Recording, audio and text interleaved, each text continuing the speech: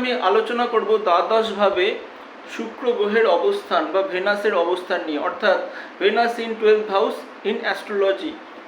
তো যদি কারোর জন্মকুণ্ডলিতে শুক্র দ্বাদশভাবে বসে থাকে, প্রথমে আমাদের বুঝতে হবে যে কালপুরুষ কুণ্ডলিতে দ্বাদশ রাশিটা কোন রাশি পড়ছে। সেটা হচ্ছে মীন রাশি। আর মীন রাশিতে শুক্র কি হয়? পাওয়ারফুল হয়। দেখাই এটা হচ্ছে মীন রাশি। মীন রাশিতে দেখা যাচ্ছে শুক্র এখানে পাওয়ারফুল হচ্ছে। তো মীন রাশিতে শুক্র উচ্চ হয়।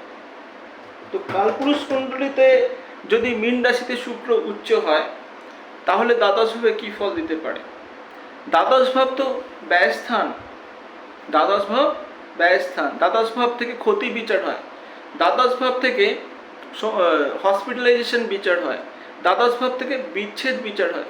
দ্বাদশ ভাব থেকে মোক্ষ যোগ বিচার হয় ইত্যাদি। দ্বাদশ ভাব থেকে বিচার হয়। আবার শয্যাসুখ বা বেড প্লেসার বা আমাদের বেডরুম বিচার হয় দ্বাদশ ভাব থেকে। আমাদের স্বপ্ন বিচার হয় দ্বাদশ ভাব থেকে। তো কারোর যদি দ্বাদশভাবে শুক্র বসে থাকে, শুক্র থেকে কি বিচার হয়? অ্যাট্রাকশন পাওয়ার। শুক্র থেকে কি বিচার হয়? শুক্র থেকে বিচার হয় যাবতীয় সৌন্দর্য, সুন্দর যা কিছু জিনিস। শুক্র থেকে বিচার হয় শুক্র যেভাবে বসে থাকবে সেই ভাব সম্পর্কে আমাদের আগ্রহ বা আকর্ষণ কতটা থাকবে, সেই কারকতাগুলো, সেই ভাবের কারকতার প্রতি আমাদের প্রচণ্ড আকর্ষণ বা আগ্রহ থাকবে। শুক্র থেকে বিচার হয় আমাদের স্ত্রী, যারা ছেলে বা পুরুষ তাদের স্ত্রী বিচার হয় শুক্র থেকে। শুক্র থেকে বিচার হয় আমাদের প্রেমিকা। শুক্র থেকে বিচার হয় প্রেম ভালোবাসা। শুক্র থেকে বিচার হয় গাড়ি ইত্যাদি বিষয় শুক্র থেকে বিচার হয়। তো শুক্র যদি দ্বাদশভাবে বসে থাকে, তাহলে কিন্তু এখানে অনেক জ্যোতিষী যেটা বলেন যে শুক্র দ্বাদশভাবে খুব খারাপ ফল দেয়, এবং তারা শুক্রের প্রতিকার করার কথাও বলে দেয়। তো জ্যোতিষে বুঝতে হবে আগে সেই গ্রহটা ভালো ফল দেবে কি খারাপ ফল দেবে। ভালো ফল যদি দেয় সেক্ষেত্রে কিন্তু প্রতিকার করার প্রয়োজন হয় না। কিছু ক্ষেত্রে তার কারকতাগুলোকে কোনো ব্যাপারে বৃদ্ধি করার জন্য অনেক সময় জেমস্টোন দেওয়া হয় না যে তা নয়। কিন্তু শুক্র দ্বাদশভাবে বসে থাকলে, যেহেতু কালপুরুষ কুণ্ডলীর দ্বাদশ ভাবটা হচ্ছে মীন রাশি, সেখানে শুক্র উচ্চ হয়, তাহলে কি শুক্র এখানে খারাপ ফল দেবে? শুক্র কিন্তু এখানে ভালো ফল দেবে। এবং এটা জেনে রাখবেন, শুক্র থেকে আমাদের স্ট্যাটাস, হাই স্ট্যাটাস বিচার হয়। অর্থাৎ আমরা যে গ্ল্যামারাস জীবনযাপন করি, কমফোর্টেবল জীবনযাপন করি, যেটা লোক দেখানো জীবন, দেখনদারি জীবনযাপন করি, দামি দামি জামা কাপড়, দামি দামি গাড়ি বাড়ি, লোক দেখানো একটা মানে বিলাসবহুল জীবনযাত্রা, আরামদায়ক বা বিলাসবহুল জীবনযাত্রা, সেটা করতে গেলে আমাদের কিন্তু প্রচুর অর্থ ব্যয় করতে হয়। অর্থাৎ আমাকে একটা গাড়ি কিনতে গেলেও অর্থ ব্যয় করতে হবে, গাড়ি পেট্রোল ভরতে গেলেও অর্থ ব্যয় করতে হবে, আমাদের দামি একটা জামা পাঞ্জাবি বা কোট পরতে গেলেও, মানে ব্লেজার পরতে গেলেও অর্থ ব্যয় করতে হবে। ঠিক আছে, তেমন আমাদের একটা সুন্দর বাড়ি করতে গেলে বা বাড়িতে সুন্দর করে রং করতে গেলে, ডেকোরেশন করতে গেলে অর্থ ব্যয় করতে হবে।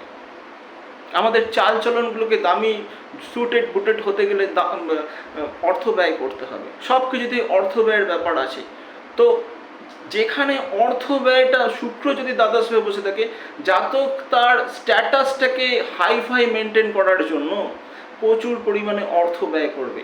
লোকে, সে যদি মানে বিরাট বড়লোক নাও হয়, সে এত টিপটপ দেখাবে, এত মানে নিজেকে দেখাবে, যার কারণে কিন্তু মানে সাজগোজ, পোশাক পরিচ্ছদ, গাড়ি, সুন্দর বাইক, একটা রয়্যাল এনফিল্ড বুলেট, এইসব দেখে কিন্তু লোকে বলবে উনি বাপরে কি টাকা, ছেলেটা কিন্তু খুব অর্থনৈতিক অবস্থা খুব ভালো হয়ে গেছে।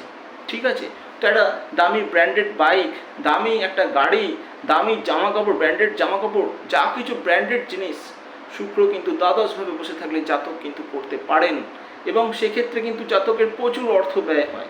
এবং যেহেতু একাদশভাবের দ্বিতীয়ভাবে হচ্ছে দ্বাদশ ভাব, জাতকের কিন্তু যত অর্থ ব্যয় তার সাজগোজ পোশাক পরিচ্ছদে করবে, তার কিন্তু তত অর্থ আসবেও।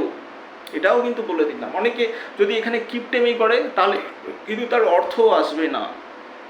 তো এইখানে কিন্তু দ্বাদশভাবে শুক্র কিন্তু ভালো ফল দেয়। দামি হোটেল রেস্টুরেন্টে গিয়ে খাওয়া দাওয়া, সেখানে ছবি পোস্ট করা ইত্যাদি ব্যাপার, হ্যাঁ, মানে একটা দারুণ জীবনযাপন। মীন রাশিতে শুক্র বসে থাকলেও এইটা হয়, সেটা খুব ভালো জীবনযাপন করে। সে কিন্তু, এবং সে মীন রাশিতে বসে আছে সেটা দেখলে হবে না, কোন ঘরে বসে আছে সেটা দেখতে হবে। তেমনি দ্বাদশভাবে শুক্র বসে থাকলে কিন্তু সেই ব্যাপারটাই হয়, জাতক কিন্তু খুব রিল্যাক্সেবল দারুণ জীবনযাপন করে। দ্বাদশভাবে শুক্র বসে থাকলে জাতকের বেডরুমটা খুব সুন্দর হবে, এটাও কিন্তু হবে। আর একটা জিনিস, দ্বাদশভাবে শুক্র বসে থাকলে অনেকে বলে বিবাহ বিচ্ছেদের যোগ, কিন্তু এটা নয়। দ্বাদশভাবে শুক্র বসে থাকলে জাতকের জীবনে একাধিক সম্পর্ক আসতে পারে, কিন্তু বিবাহ বিচ্ছেদের ব্যাপার বোঝায় না। যদি দ্বাদশভাবে শুক্র বসে থাকে এবং সেখানে যদি কোনো রাহু কেতু বা স্যাটার্ন বা স্যাটার্ন সাধারণত লেট ম্যারেজ ইন্ডিকেট করে, স্যাটার্ন বা মঙ্গলের মতো প্ল্যানেট খারাপ অবস্থায় বসে থেকে দৃষ্টি দেয়, খারাপ অবস্থায় সেটার সাথে বসে থাকে, শুক্রের খুব কাছাকাছি ডিগ্রিতে বসে থাকে, তাহলে কিন্তু দ্বাদশে শুক্র খারাপ ফল দেবে। এবং খারাপ দৃষ্টি পড়লেও, মানে স্যাটার্নের তৃতীয় দৃষ্টিটা যেমন খুব খারাপ, মঙ্গলের যেমন অষ্টম দৃষ্টিটা খুব খারাপ, মঙ্গলের অষ্টম দৃষ্টি নিয়ে আমি কিন্তু আলোচনা করব। তো এই দৃষ্টিগুলো যদি শুক্রের ওপর পড়ে, কেতুর সাথে শুক্র অবস্থান করে, এই ব্যাপারগুলো যদি দেখায়, তাহলে কিন্তু শুক্র খারাপ ফল দেবে, তাহলে কিন্তু শুক্র খারাপ ফল দেবে। শুক্রের সেক্ষেত্রে কিন্তু শুক্রের কারকতা অনুযায়ী জাতকের স্ত্রীর সাথে সম্পর্ক খারাপ হয়ে যাবে। স্ত্রীর সাথে বিশেষ করে দ্বাদশ থেকে তো বেডরুম বিচার হয়, বিশেষ করে শোয়ার সময় বা ঘুমানোর সময় বেডরুমে যেই ঢুকবে স্ত্রীর সাথে গণ্ডগোল শুরু হয়ে যাবে, বিশেষ করে যদি মঙ্গল শুক্রের কানেকশান হয়। এই ব্যাপারগুলো কিন্তু কোনো একটা ব্যাপার নিয়ে কিন্তু প্রচণ্ড ঝগড়া গণ্ডগোল শুরু হয়ে যাবে দ্বাদশভাবে যদি শুক্র বসে থাকে। শুক্র কিন্তু খুব একটা ভালো প্ল্যানেট, আমাদের জীবনে জাগতিক যাবতীয় সুখ সুবিধে সৌন্দর্য যা কিছু দেন কিন্তু শুক্র দেন। শুক্রের থেকে আমি জানি বৃহস্পতি হচ্ছে সব থেকে ভালো প্ল্যানেট হিসেবে ধরা, কিন্তু আমাদের জাগতিক জগতে যা কিছু সৌন্দর্য, যা কিছু বিলাসবহুল জীবনযাপন, সেটা কিন্তু শুক্র ছাড়া কেউ দিতে পারে না। শুক্র হচ্ছে আমাদের আকর্ষণ ক্ষমতা। মেয়েদের ক্ষেত্রে শুক্র তাদের আকর্ষণ ক্ষমতা, তাদের সৌন্দর্য, তাদের সুস্থতা, ঠিক আছে। তো এই বিষয়গুলো কিন্তু মেয়েদের ক্ষেত্রেও বিচার হয়। যেসব মেয়েদের শুক্র খারাপ হয়ে গেছে বা কোনো কারণে তাদের চোখের নিচে কালি পড়বে, মুখে ব্রণ দাগ পড়বে, অর্থাৎ মুখমণ্ডলে বিচার হয় শুক্র থেকে, যেহেতু দ্বিতীয় ভাবের অধিপতি হচ্ছে শুক্র, কালপুরুষ কুণ্ডলী। তো শুক্র কিন্তু এই বিষয়গুলো দেয়।